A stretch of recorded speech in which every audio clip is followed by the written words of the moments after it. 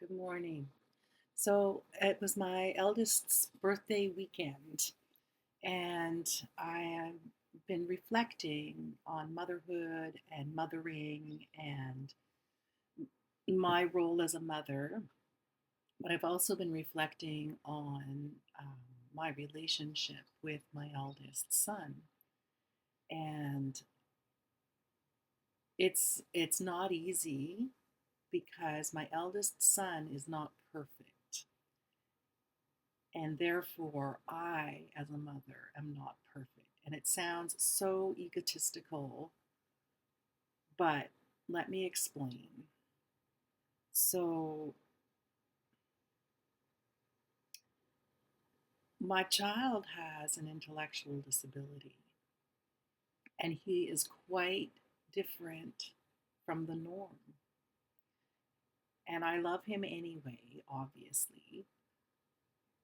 And I have worked with people like him and also worse off intellectually than him. I have worked with people who are brain damaged to the point where they will never be able to feed themselves or stay clean or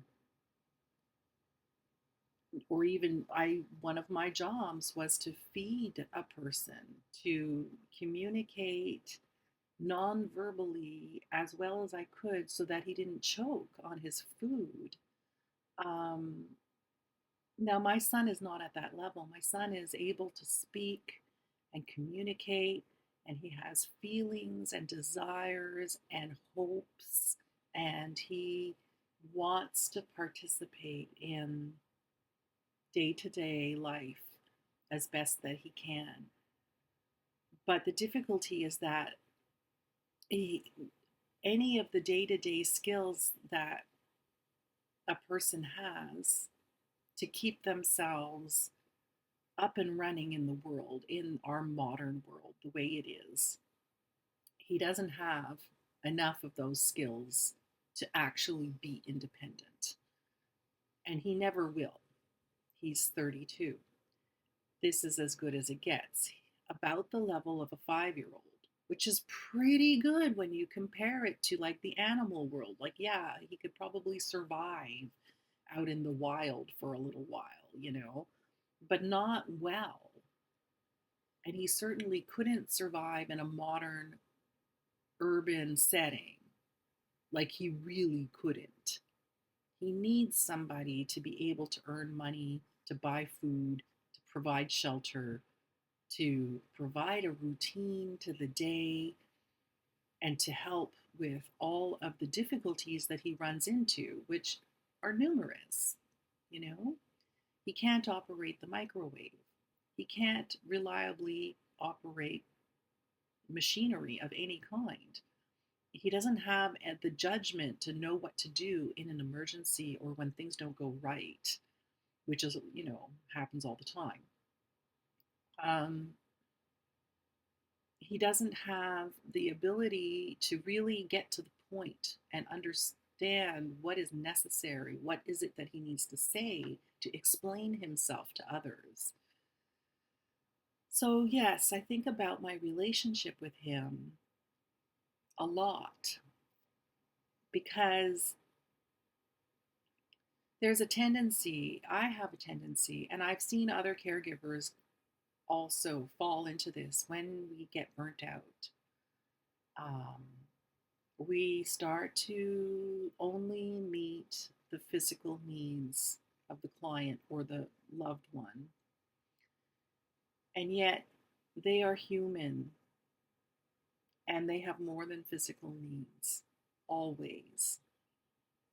And my son has emotional, spiritual, and intellectual needs that need to be met by others because he cannot do it by himself. He needs relationships that are authentic and honest. And it's difficult to come by people who want that kind of relationship or friendship that will inevitably be one sided, well, it'll inevitably be that they are a caregiver and that he is dependent in that relationship, and that the only autonomy that he really has is the autonomy that we allow him to have. Now, he's constantly pushing against those boundaries because he doesn't understand his limitations, which is good, but also difficult to live with. I kind of think that that is a universal parenting problem, right? When they push against the rules, they push against the routine, they push against the way things are because they didn't decide it and they've got another idea. And you, as the parent, or I, as the parent, know beyond the shadow of a doubt that whatever plan they've got is not a good one. And we know this before we even listen to the plan. So, this is a situation that I'm in right now. My son is talking a lot about reducing his time at his program so that he can work. And he wants to work with his dad, which I think is a bad idea for many reasons, not because of his dad, but because of his limitations. Um, Once he gets into a routine, he wants to change the routine. And when he decides that he no longer wants to work with his dad, that program space is going to be filled by someone else. And he won't be able to go back to full time. And I will be stuck with him, occupying him for that time. And I understand that I'm burnt out of that and I don't want that. So I'm stuck in this situation where he wants something that I know is not going to work. And if I give him the chance to try it out, I am going to end up with more caregiving than I can handle. And all the social workers agree with me. So the only one to convince is the other parent who doesn't believe to the same extent, he doesn't believe in the limitations that I see. Not to the same extent. He's still hopeful. He's still hopeful. He still sort of doesn't really believe in the disability, really. He accepts part of the disability, but not the whole package. He doesn't understand the limitations because he's not lived with them. So I guess I'm going to have to speak up and speak my mind, which I hate doing. I hate doing that. I hate putting myself out there and having an argument because it's always an argument.